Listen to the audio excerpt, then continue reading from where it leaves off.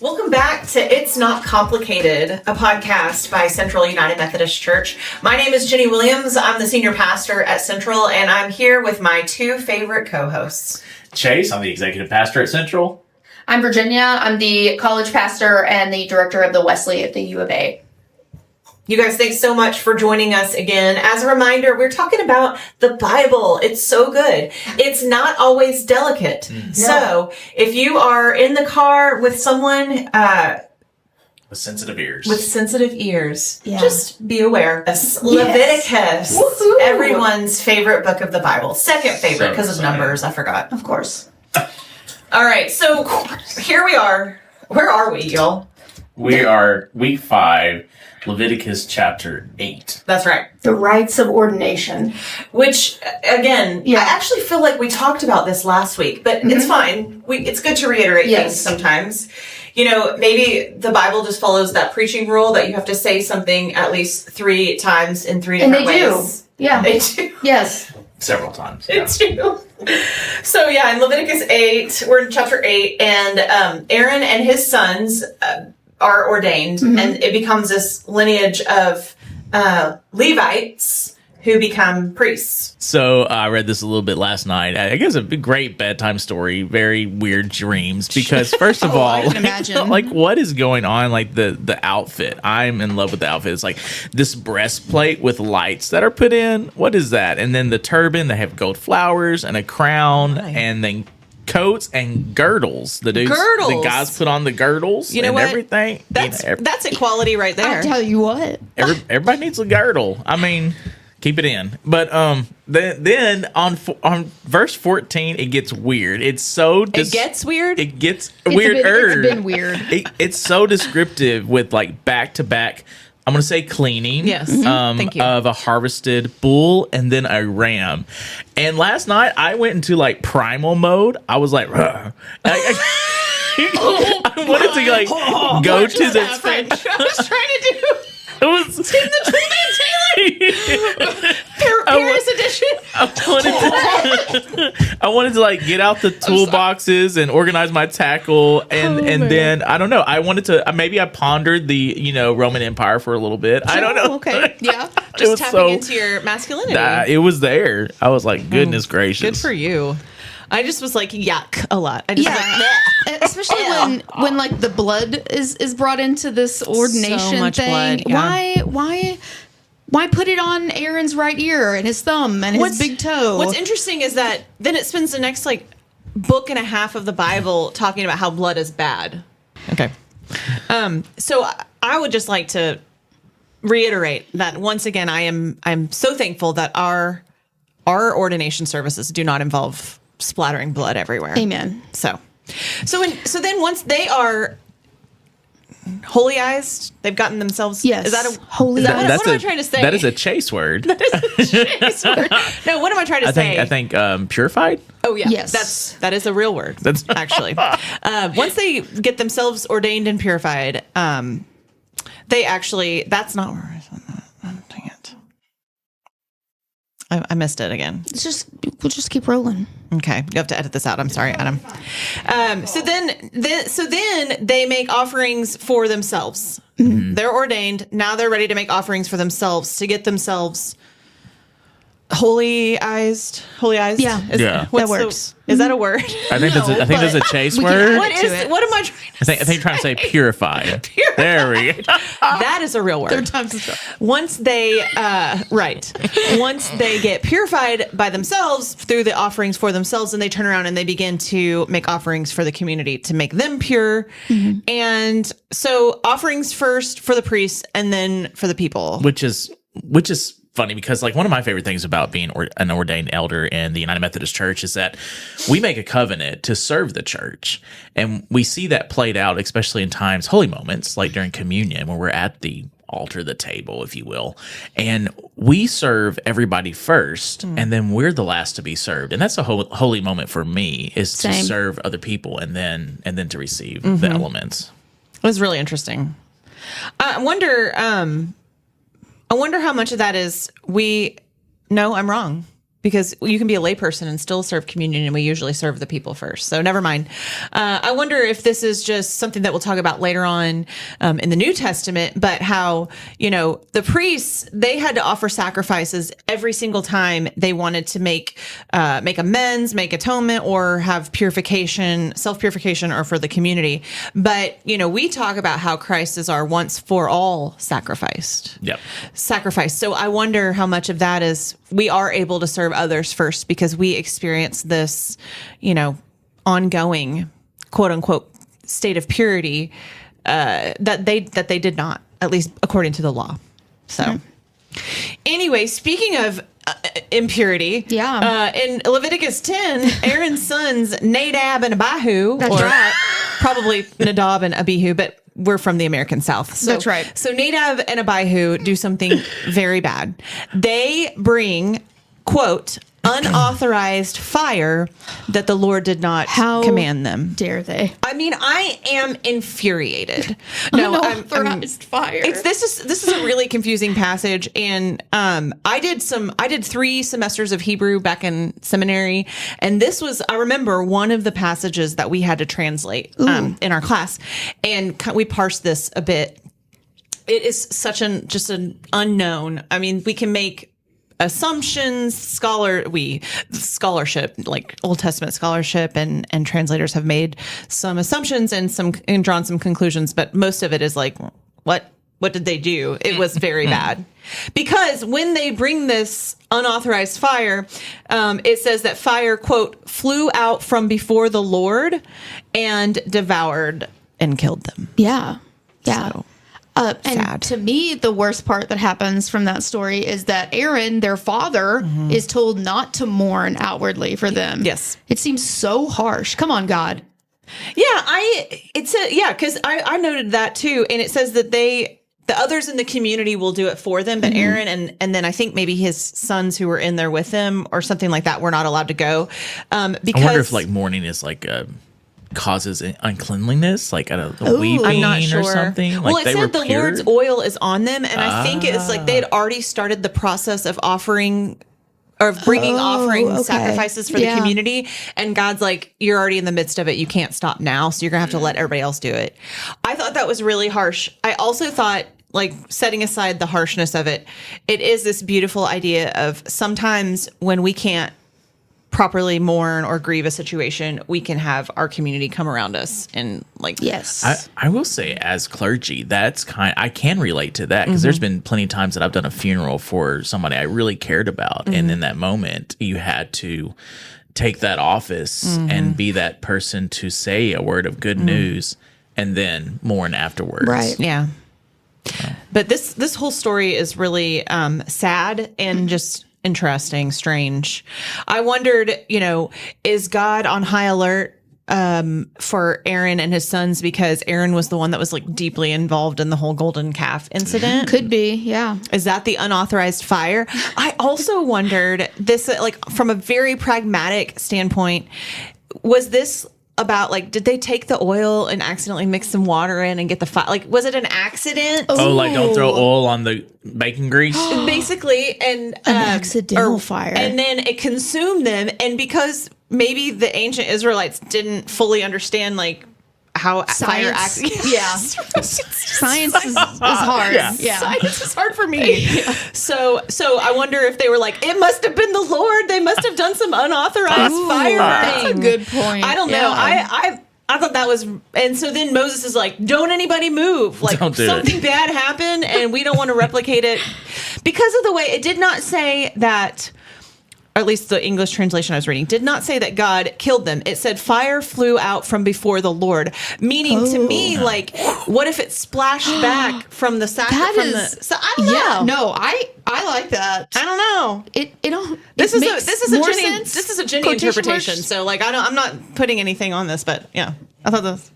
I was like, maybe that's what happened. Maybe it was an Yeah. accident. There were and no then- fire extinguishers on hand. No. Right. I mean, Well, just and people they didn't know understand stop, drop, and roll. Right. And then so then immediately after this, the next thing God forbids is drinking in the meeting tent, like in the Holy of Holies. How dare I you. wonder if they got drunk. They tripped. The oil went everywhere. Fire all over them. I want to see this on video. And I mean, I don't know. It's just one of those like, oh I gosh, wonder if but this if is they a were tragic okay. accident and the people who were there were like, something bad happened, This which is is bad. true. Like on the news when something happens and they make those like computer generated things where you can see what Yeah. happened. Like if someone could make one of those of this, that would be, with Jenny's interpretation, would be amazing. Yeah, do wonder. I agree with that. I think this is why I'll never do a flaming B-52 shot. It would go terribly bad. Okay. Thank you, Pastor Chase. You're welcome. So moving on, because we do quickly, we get right to the nitty gritty of dietary rules. I mean, They're laughing behind the scenes, so they like that one. I'm sure everybody's laughing, Chase. Oh, I need just more love coffee. how like almost random the order of laws are. Absolutely. I mean, if we're going from most important to least important, it's not how I would have arranged it. No. But so we go to these random rules. Here are the approved land animals. Are you ready? Yes. No. Just can I just put a disclosure before you start? As a foodie, as a person who loves to cook, I made no notes on this because I was so mad. All the things that we couldn't like. It is funny. So sorry. No, that's good. That's helpful. So here are the approved land animals. Anything with divided hooves that also re-chews its food. That's so there you go.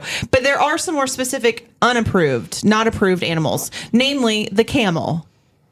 I'm fine with this. Sure. I don't want to eat camel. Anyway, I've never tried it. I'll try anything once, almost anything. Rock guess. badger. I don't think I'm open to trying rock badger. Is that If it's like a honey badger, you won't you get won't to. no, it'll get you Yeah. before you get it. They don't care. Honey badger don't care. It's for a reference for the millennials and up. Sorry, Gen Z, you're not listening to podcasts anyway. But we probably need to put that in a TikTok or something. Oh man. And then hare, like HARE, or rabbit. But See already. I've already broken the law a few times. Yeah. Pig. I mean, You come know, on. I cooked a rabbit on a shovel one time.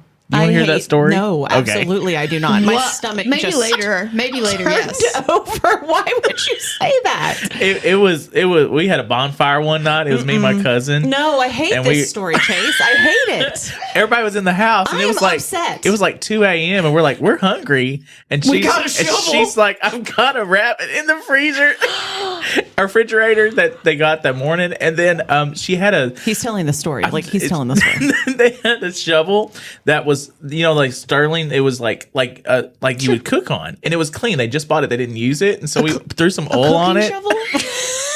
No, a If I've had shovel. one of those, I've had and we 1,000. cooked it. You know we cooked what? it on the bonfire and put it like on this tree stump to get a little smoky flavor. It's good. Okay. I have to move on immediately. We're not even going to talk about pig. I think- You don't get to talk about pork or bacon. Nothing. Ham? No. So moving on to approved water animals. That is anything with fins and scales. I love a good fish fry too.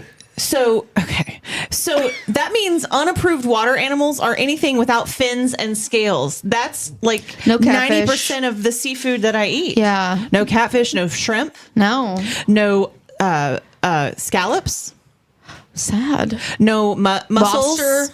Lobster. Oh man, I haven't had lobster in forever. So good. It is. So this is called detestable in the CEB, but in other translations, eating unapproved water animals without fins and scales rather is an abomination. Yeah. I would not have survived. Well, Like actually, statistically, no. probably nobody would have. Right. Yeah. Let's not worry about all the other laws. It's like This this. one is Like I'd too be walking much. up to the priest and they'd be like, "Oh, here comes Chase again. What'd you eat this time?" Yeah, exactly. How many shrimp? How many doves have to die because of your shrimp habits, Chase? Anyway, Oh, and then the birds. the birds we get unapproved birds first. This was a great Oh, list. they're an abomination as well. They are. Yeah. Eagles. As an American, that feels right. Yeah. I don't know that. I don't know that the law had America in mind. No, They probably not. No. I would submit not. But anyway, black vultures, gross. I hit one of those with my car one time. Ooh. It almost dented the hood. A bearded vulture, also unacceptable. Okay. A kite. Any falcon. Mine says a buzzard. Oh, a buzzard. Is that Yeah. what a kite is? I have no idea. Is that a... Oh, no, kite of any kind is after a buzzard. At least in vulture mine. and buzzard are the Okay, same, I there guess. we go. Maybe a bearded vulture is a buzzard. They have that little red thing that dangles. Yeah. Eagle owls, long-eared owls, also short-eared owls. I'm wondering if it's just any owl with an ear. I'm not clear on this. Osprey, the stork. And of course you can't kill the stork and eat it because who's going to bring the babies, right? That's right. Exactly. 'Cause And that's then how science herons, works. unapproved. The hoopoe, I did see that one. which is definitely a bird that I've Looking definitely that one heard up. of. Have you guys heard of a hoopoe? I have I'm not, Googling it right no. now. Okay. And then bats. Bats are also an unapproved bird, which I would just like to clarify that is not a bird. The Bible. That is, you know what? That is true. Science. Yeah. That's a hoopoe. Got a little mohawk. I can't see it. Yeah. You can't see it. That's a It's like a darling. Yeah. Yeah, that's a It cool looks bird. like a hummingbird with a mohawk. It does. Well, it doesn't look like a hummingbird at all, but it does look like a bird with a mohawk. And so, you know what's not on this list? What? The dodo. That's Do we that's have- why they're gone. That's why they're gone because they were eating them. I'm not blaming first century Israelites for the extinction of the dodo bird, but anyway. Approved birds, what are they? I guess The anything else? four-footed flying. a chicken. Oh, that's insects. A chicken. I don't have approved birds. Yeah, they I didn't have say what is approved, so I'm insects. guessing anything else. So approved insects. Yes. Yummy. But you get unapproved insects first. Gross. These are detestable. These are an abomination, and I would agree with that. Any flying insect that can walk on 4 feet. I don't know what that means. Do you guys know what that means? Any flying insect that can walk on 4 feet. Or more. Like 4 or more, I think, is what Like it a was. beetle. But do Or they fly? like a I guess June they do bug. fly. Yeah. Oh, okay. Gross. Okay. Well, too much crunch, honestly. I mean, there was probably a lot of protein in a June bug. I don't know. True. And so then the approved insects are 4-footed flying insects that have joined legs above their feet with which they hop on the ground. Yeah. So we've got grasshoppers, crickets, locusts. I mean, that's common. Even in U.S., you can find like candied grasshoppers. You can. Can you? Yes, you can. Oh, jeez. I grew Also, up- I would like to say no thank you. Oh no, But I thank grew you, up but with, no. with a kid who his parents were missionaries in New Guinea, and he would go around and like catch grasshoppers outside and would eat them. It was just like a normal thing for him. Okay. Well, hey, look. All are welcome. You know, that's true. Just not in my belly. No, So, pass. here's a list of unclean animals. If you touch them, you are also considered ritually unclean. They are lizards, chameleons, etc. I'm not going to name them all, but they're there. Did y'all have any other from that list that you wanted to? Yeah. This was an inconvenient law because, you know, if you have ever been in a place where you have those little lizards that are everywhere, they would get down in like the jars Yes. and they drown. And then the whole jar is unclean, everything in it. You'd have to clean it, but you have to get it out of the jar without touching it or you're unclean. It was very inconvenient. So you cannot eat anything, it says, that swarms or moves on its belly on 4 or more feet. This is also an abomination. So I don't know what that means. I will say, I remember my very last semester of seminary, I took a modern Judaism class where we talked about like what made them unclean versus clean. And the clean things, they break barriers or they do things. How am I going to word this? They don't stick to their lane. They do more than one And so that's what makes them unclean, because they cross barriers. Like Interesting. salamanders, like they can go on the ground, they can also be in the water. Oh. Pigs can eat like grass, but they can also eat whatever they want. Sure. And so it's the crossing of those barriers that makes them unclean. That's interesting. Yeah. Well, I mean, I think some of the unclean things were just like hygienically unclean at the time. Sure. Right. So, and then God closes, the law writer closes this section with God saying, "You must be holy because I am holy," which I thought about for a minute, because we've had all these things that, make us unclean or make it are an abomination. Right. And so, but the word holy, I don't know if we always recognize what it actually means. It means literally to be set apart. Right. God says you must be set apart because I am set apart. I am different. I am other. And so I think sometimes we think of holy as perfect, unblemished, like the lambs, but really holy was just differentiating one thing from another. So as these Israelites are traveling around in the desert, heading into a promised land that was going to be inhabited by other people groups that had other gods, that had other worshiping practices, this is not God saying these things make you perfect. This is God saying these laws make you different. Ooh, yeah. Which as a whole, on reflection, should be a positive change. Like these changes should be positive, but it's not all of the changes. Like eating shrimp versus not eating shrimp is not what makes you a good person. It just makes you different. Yes. Right? And it just is what identifies you as one of God's chosen people, which was the whole point of this whole story. So I just thought that was helpful for me as I'm reading this, because it feels so arbitrary sometimes. So we are done with animals and scene. And we get to go into something equally as interesting. Fun. Childbirth purification. Chase is leaving. Chase is trying to leave. Chase, this is okay. All right. So I thought this is, first of all, I would like to say, I don't think Moses got invited to too many parties. No, this, how horrible would it be to read all of these? Yeah. Yikes. So after the birth of a son, the mother is unclean for 7 days. Okay. On the 8th day, the baby is circumcised as a sign of the covenant. We'll want to remember that circumcision as a sign of a covenant. We'll want to remember that later on. Absolutely. In the New Testament. But for now, we'll just pin that. The mother is also in a state of blood purification, which is different than unclean.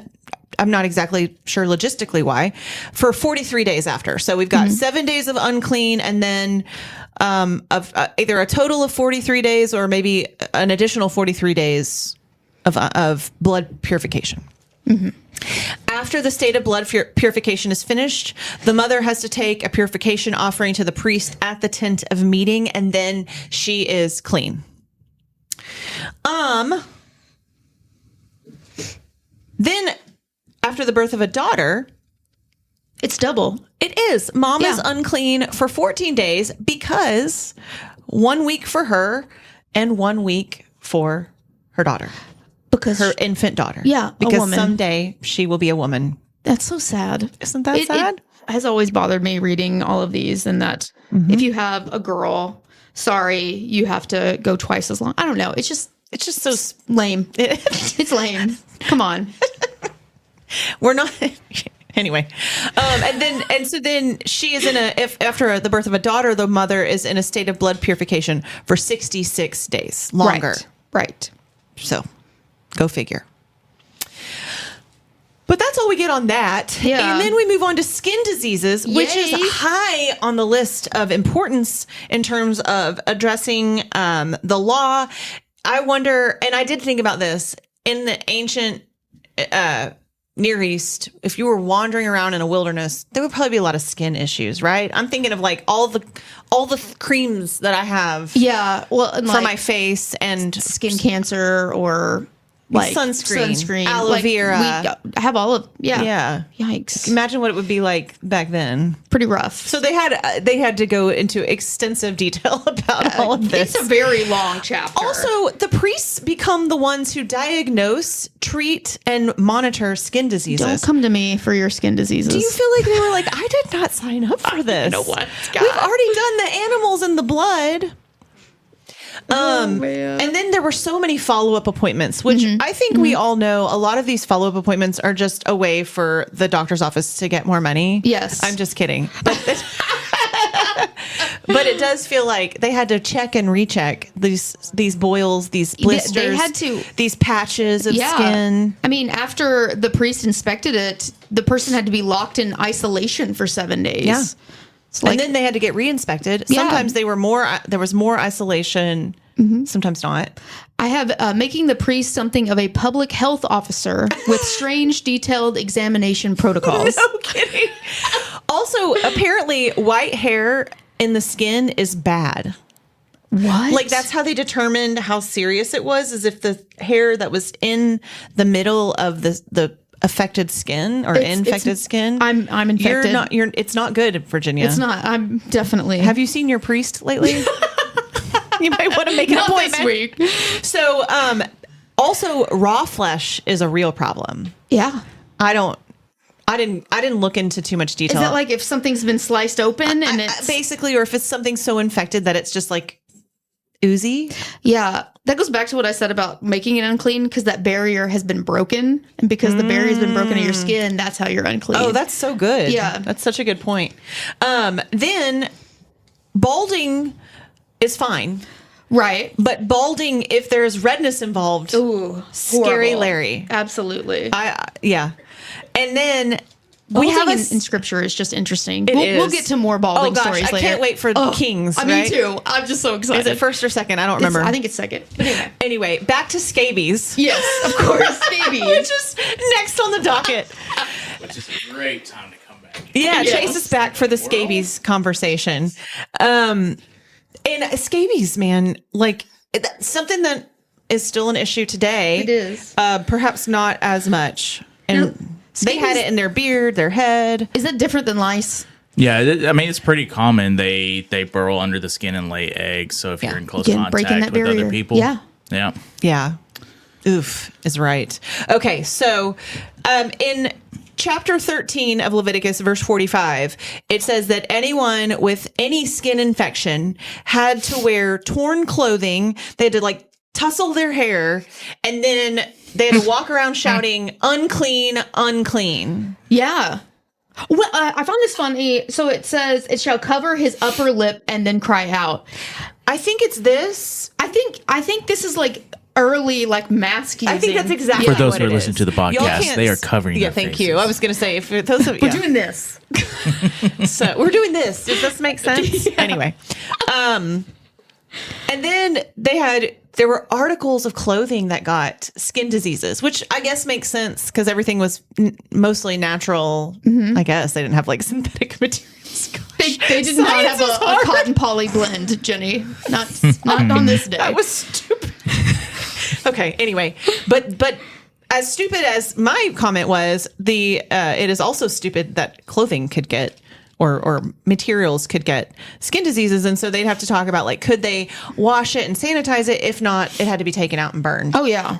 Leather, all those kinds I would of just things. say just burn it anyway. You know, Right. sanitation probably wasn't great then. Then there's a section about people with skin disease, and I am unsure how this is differentiated from the first part, but doesn't matter.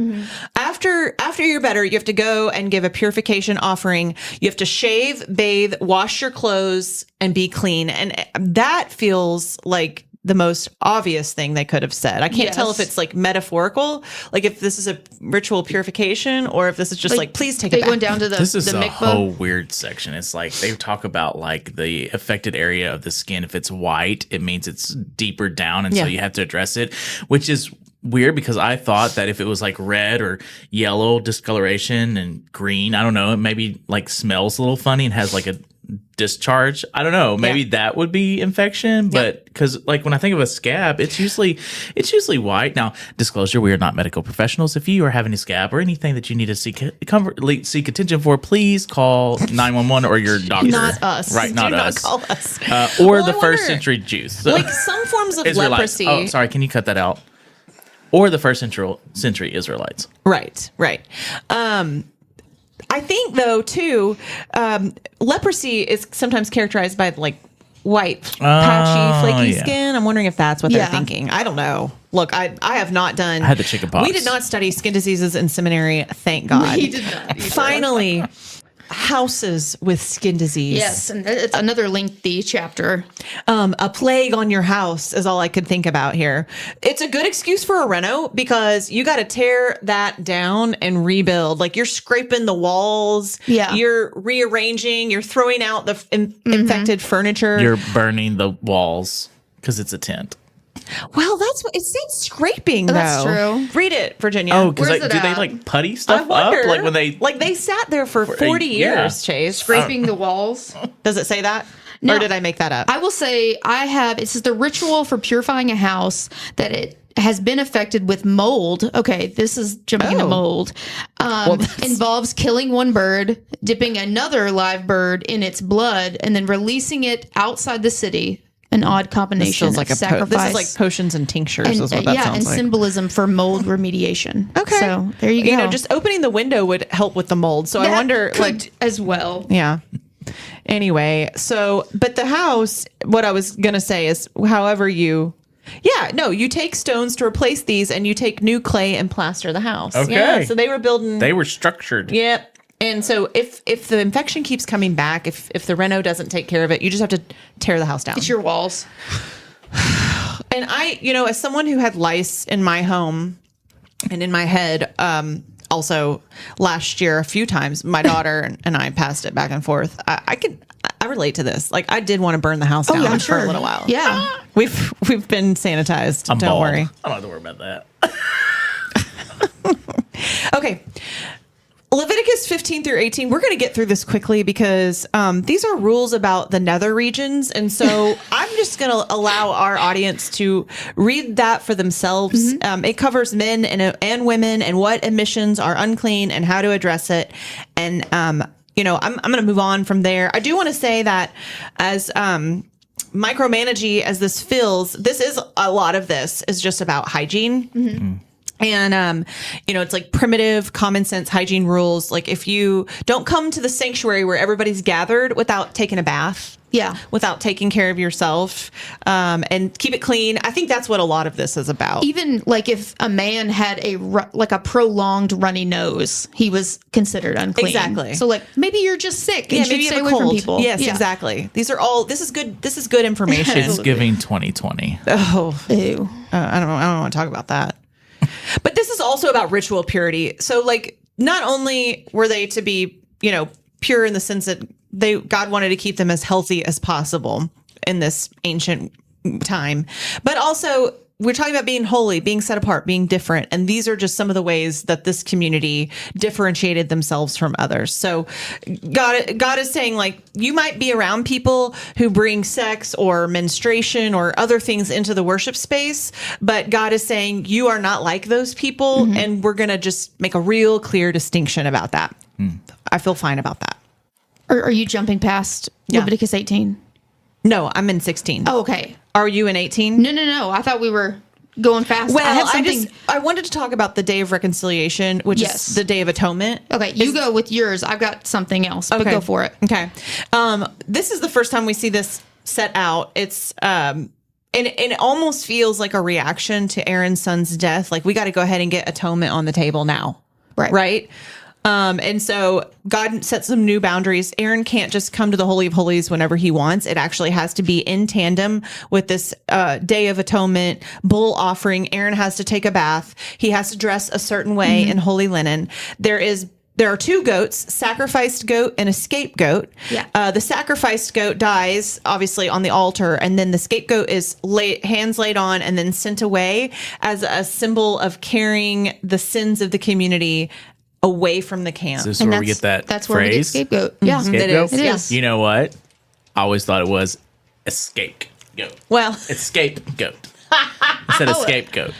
if the scapegoat escapes, we are all in trouble. Like related to sin, anyway. Right. Aaron has to change his wardrobe halfway through the sacrificial event. He has to take off his unholy clothes and put on the holy linen. And this Day of Atonement happened on the 10th day of the 7th month.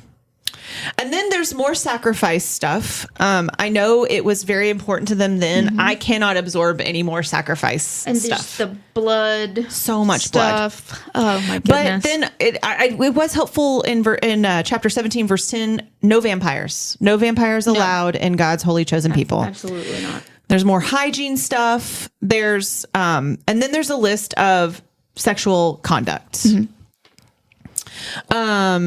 You cannot have sex with blood relatives, which I thought was pretty interesting considering the lineage of Abraham, Isaac, Right. Jacob. But Right. whatever. This goes into a lot more detail. Again, feel free to read chapter 18, 19. But just blood relatives are pretty much a no-go, and that covers it. Right. Under sexual conduct, it does go into a section where it names that child sacrifice is a no. I thought this was helpful. good to know. Pretty good. Oddly placed, but helpful. Yeah, in a weird place. And I wonder, how much of this, again, ties back to that story of Abraham and the binding of Isaac and God seemingly asking Abraham to do that, but then being like, no, Abraham, no. And so I wonder if there was just that was so much a part of the ancient societies that it just needed to be addressed. I do know it talks about not sacrificing a child to Moloch.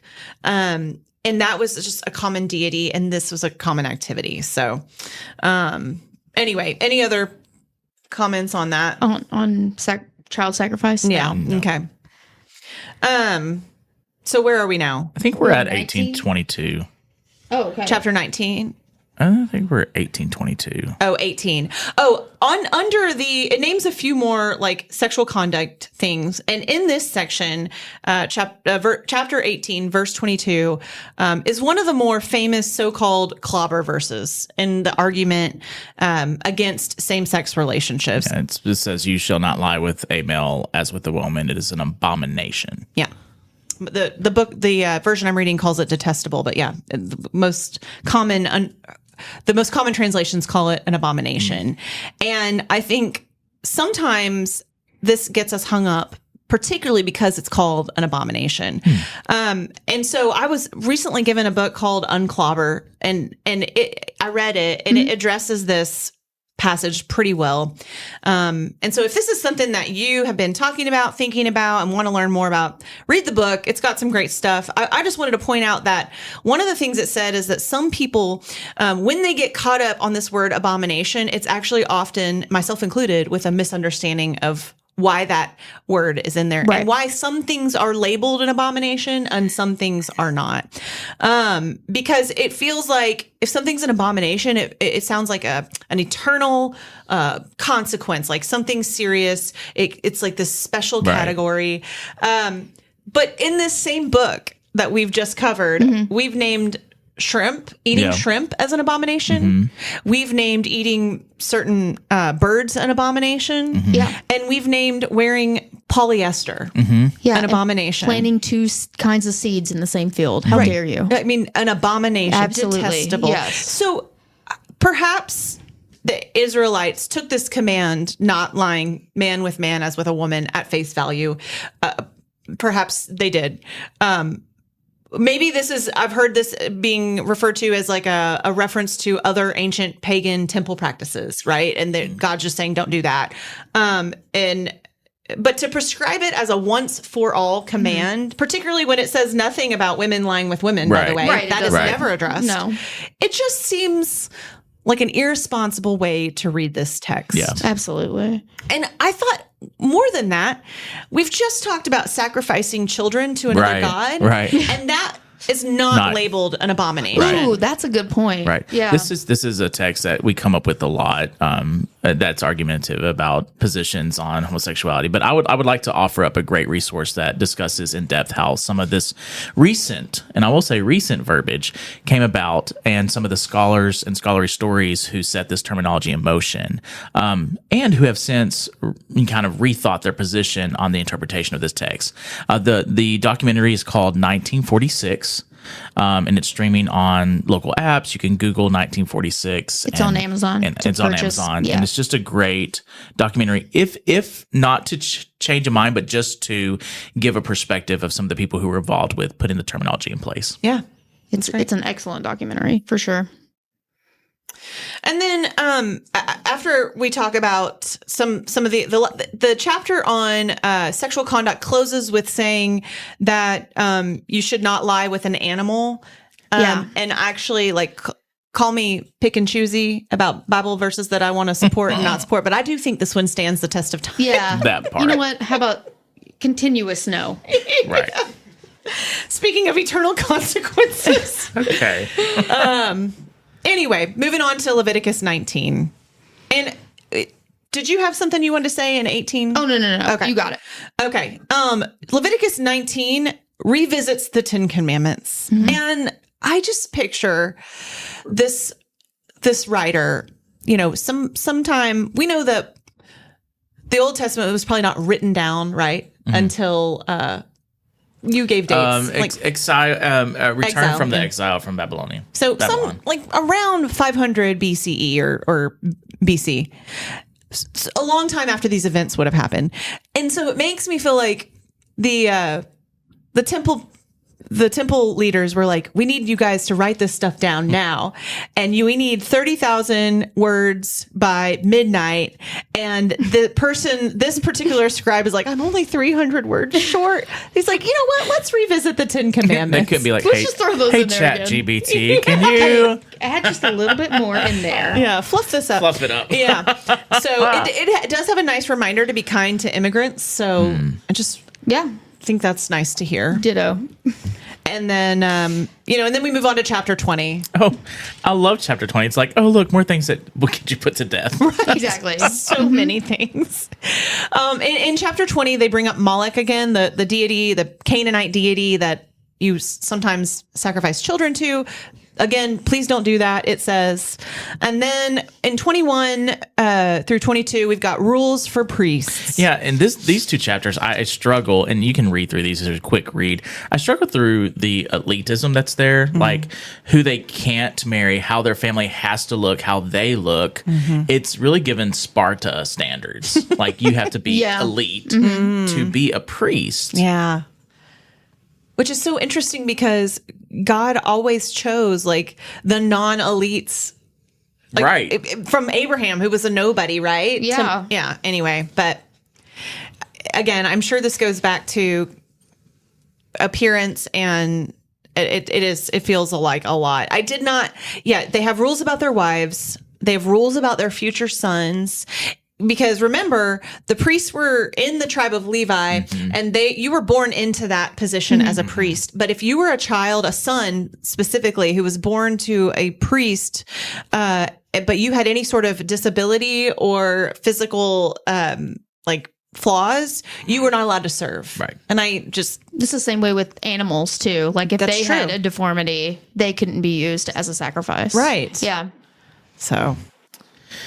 And then there's more talk about dead bodies. Like, I guess, this is probably my 21st century privilege, but I guess you just handled a lot of dead bodies back then. Maybe. Like, I know, Yikes. My husband works in the medical field. He is less probably shocked by these details, but I just don't feel like we're out there handling dead bodies that much, right? I would like to confirm for both. We are not. There was a great That 70s Show episode where the main son goes to work with his mom, who's a nurse, and they have this conversation with one of the patients, and they come back out, and then she's like, okay, we got to go check. She's like, I need to help move something. Can anybody help? And he's like, I'll help.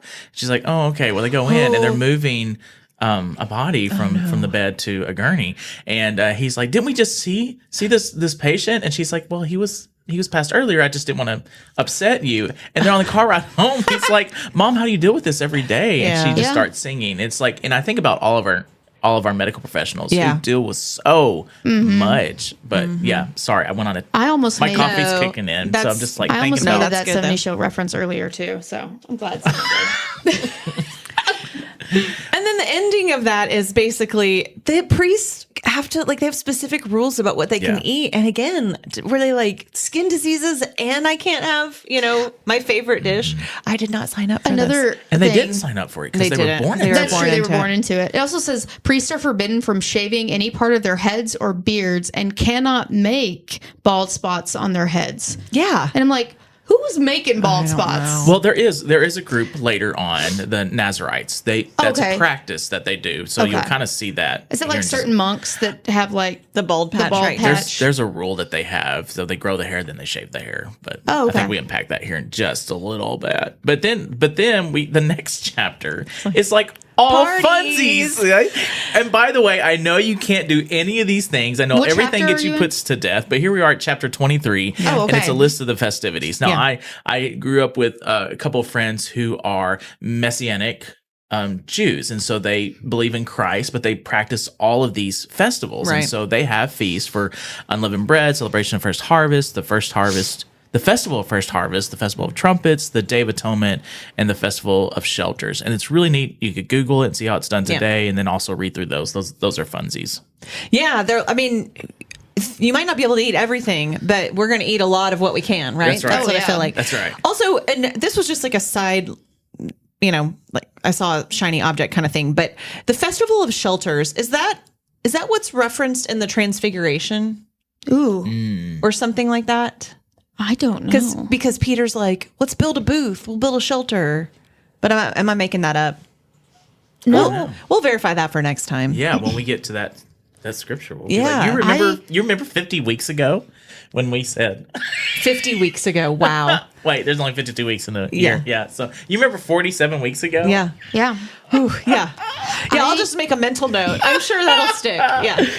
I it in your was calendar. visiting Borough Park, Brooklyn a couple of years ago during this like Feast of Booths. And like it's, first of all, that area of I've been there. Of Brooklyn is like really the largest Interesting.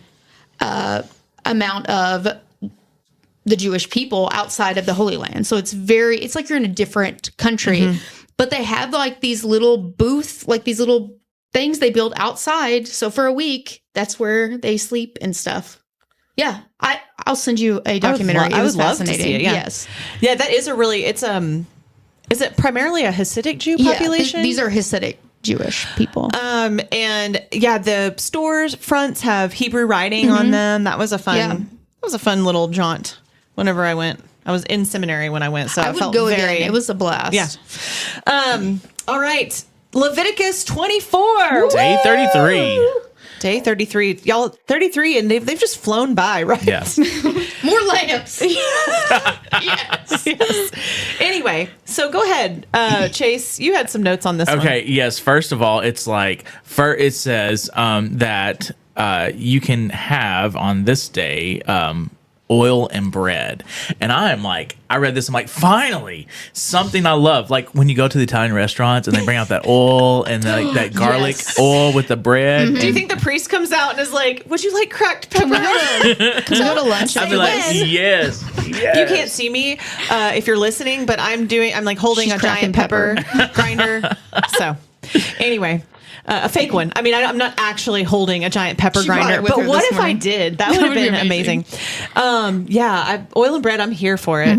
They've got to keep the candle burning, it talks about.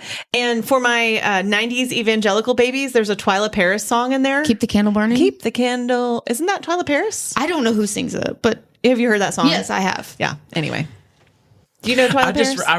The one thing that came to mind was Mama liked to burn the midnight oil down no. on her knees in prayer. Was that Twyla Paris? If you asked her why she did it, she said I think it's Phillips Craig Dean. Oh.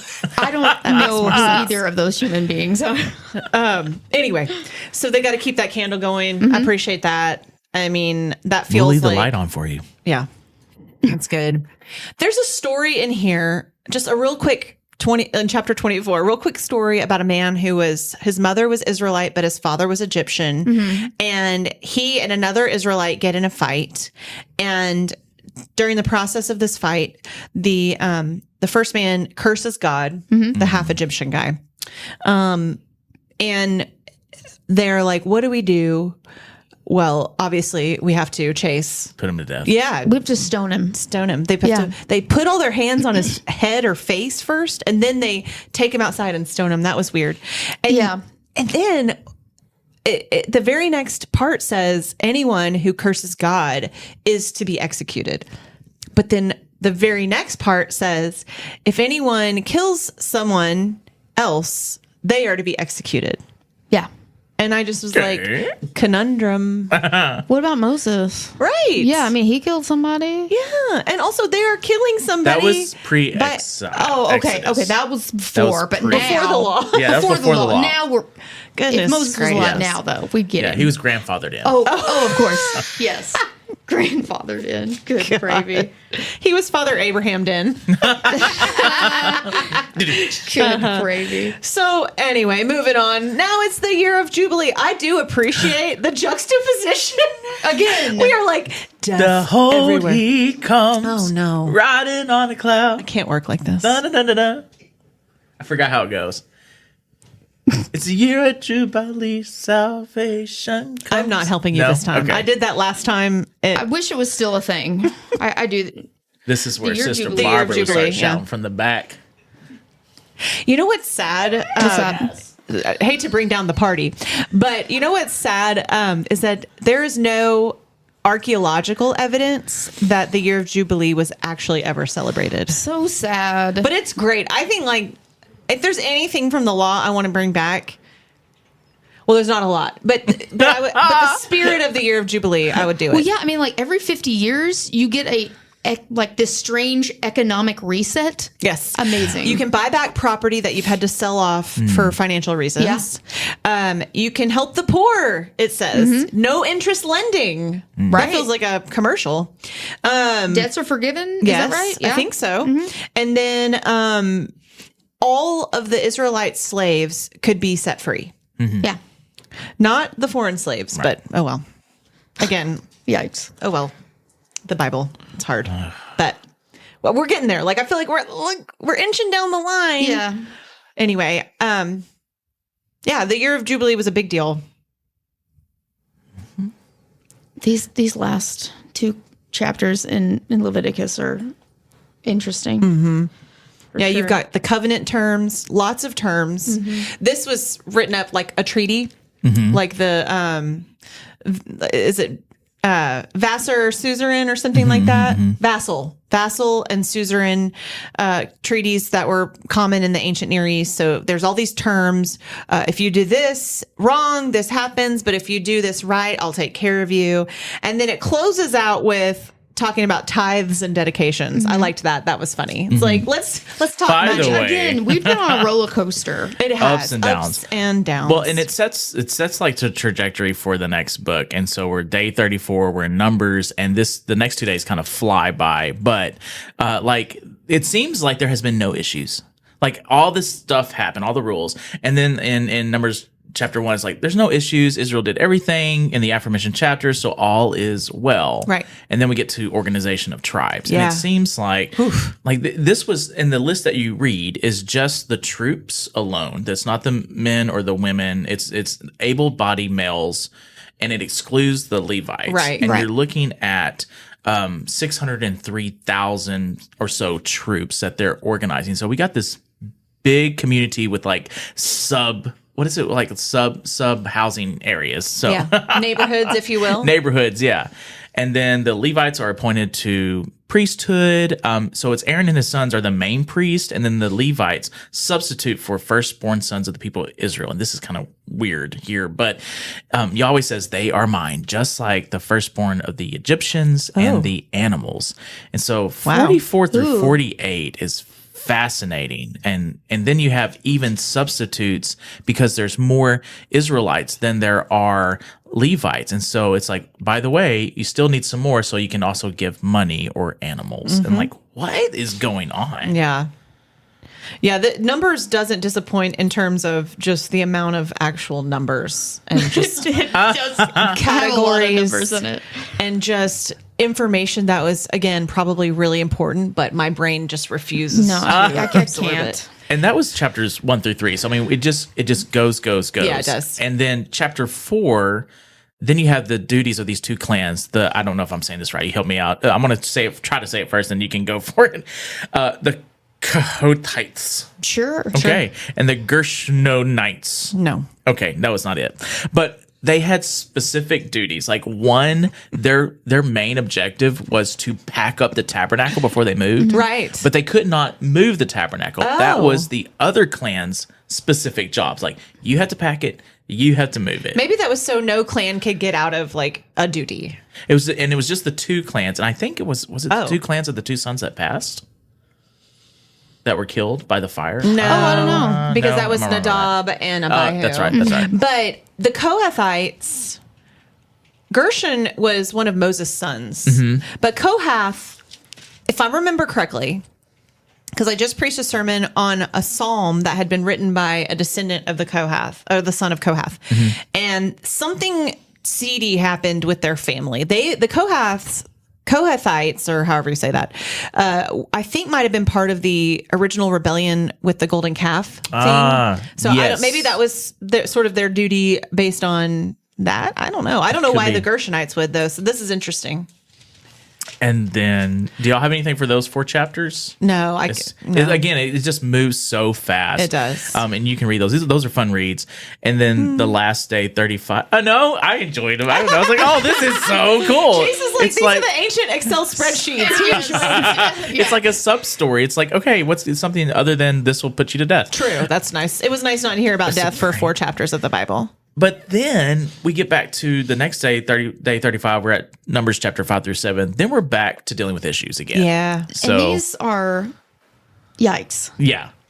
Isolation of unclean persons. You have to have confessions, unfaithful wives, not unfaithful husbands. Didn't talk about that, but That's something that I thought of. I was like, it is always a reminder that it wasn't, they did not address adultery from husbands because the husbands weren't having or committing adultery, but it was because it didn't count. Like wives were property. So to commit adultery was to basically like, steal property from their husband. Right. But husbands had seemingly no obligation to their wives. And we Yeah. see that in the stories of, Judah and Tamar and, they just, that was fun. That was a fun read. Speaking of fun reads. it was a fun read, but because it was like all these things, bad things are happening. Here's what you can't do, and here's what's going to happen if you do it. And then we have this break with the census, and then it's like it hits the fan again, right? Right. So here are these things again, and then the story changes again in chapter 6. Then we have the story about the Nazarites, Yeah. and the vows, which was kind of neat. And this is interesting because both men and women can do this vow. Oh, I didn't realize So this was an equal opportunity to do the vow. I'm not exactly sure what the vow is, but what they have to do is they have to not drink. Right. They have to not touch anything that's dead. We kind of talked about that. And they can't cut their hair. That's right. And then at the end, and there's a lot of different kind of sacrifices they take to the temple. And at the end, then they cut their hair. Oh. And then they start, then they're Now- a Nazarite. Yes, and I did know this. Some Nazarites, it can be a season, like they commit to doing it for so long, but then some are lifelong Nazarites. And I don't know if you get a choice in that matter, but like Samson was a lifelong Nazarite, and John the Baptist, same. So, And then it ends with I the blessing. Go ahead. So I forgot something back in Numbers chapter 5, where there's this strange ritual for determining a woman's guilt or innocence in cases of suspected adultery. Yes. And involves her drinking this, I'm in quotation marks, bitter water mixed with dust from the tabernacle floor. It says, if her abdomen swells, she's guilty, but if nothing happens, she's innocent. This ordeal is called the test of bitter water and is weirdly specific and supernatural. that is so odd. I saw that, and I can make assumptions as to why they did that, but I also thought it's giving like 19th century or 18th century Salem witch trials, right? Oh, yeah. You know what I'm saying? Yeah. I don't remember when that happened, so forgive my timeline. But they would tie women who they were suspected witches. Again, I'm using quotation marks. They would tie them with a stone and throw them in the river. And if they sunk, they were not witches. But if they floated Right. up, then they were witches. Yes. And it just seems so counterintuitive to Yes. actually figuring things And out. again, no accountability for the men. the men. Right. Not So- at all. Oh well. So day 35 is like combined. So we have that chapter 5's back to some weird stuff happening Weird. I again. mean, interpret it how you will. Chapter 6 is the Nazarite, which is great. Chapter 7 is just every single tribe presents an offering. And you Wait a can- minute. Before we get to chapter 7, we do have this beautiful, my favorite part of Numbers. Okay, can we leave that for the end? We can, but just Okay. know it's in chapter 6, and let's talk about 7 because I listened to chapter 7 this morning. Go for it. No, it was redundant. Anyway, go on. No, that was it. It was like They bring. I have some notes. Dear the Bible, I have some notes. The Bible. It lists every single solitary tribe and every single solitary offering. Yeah. And every single solitary offering list is identical. They Yeah. are identical. Identical. Yes. All 12 of them. Like again, this is some like scribe that was needed to write down 30,000 words by midnight, My and he was goodness. just 10,000 short. it was totally me taking notes for a podcast. I mean, and I was just like, you could have said all the tribes and listed them, brought all these sacrifices and listed them. Yeah. And that reading would have taken about 2 paragraphs versus 15 minutes. Yeah. 15 minutes Come on. was what my Bible. It took 15 minutes for my Bible app to read that to me this morning. I was like, what is happening here? Anyway. So I think we're at our time, and I would love for us to end with the benediction from Numbers chapter 6. If you'll say the first part, the second part, and Okay. I will say the third part, and I'll say it correctly. Yeah, right. You Okay. have to go back and watch our Grill and Grace episodes. It was phenomenal. Yeah, it was. I don't, Okay. Do you mean to start with verse 22? Yes. 20, yeah. Okay. Read 22 through 24. Okay. The Lord spoke to Moses, saying, Speak to Aaron and his sons, saying, Thus you shall bless the Israelites. You shall say to them, The Lord bless you and keep you. The Lord make his face to shine upon you and be gracious unto you. The Lord lift up his countenance upon you and give you peace. Yeah. Amen. Oh, do that. That's what it is. Sorry. What I did was like Finger guns. Yeah, finger pew pew pew. Anyway, y'all, thanks so much for joining us. This has been a wild ride, ups and downs, laughs and tears. I was crying earlier when Chase was talking about that rabbit situation. On the shovel. But we are excited to see y'all next week.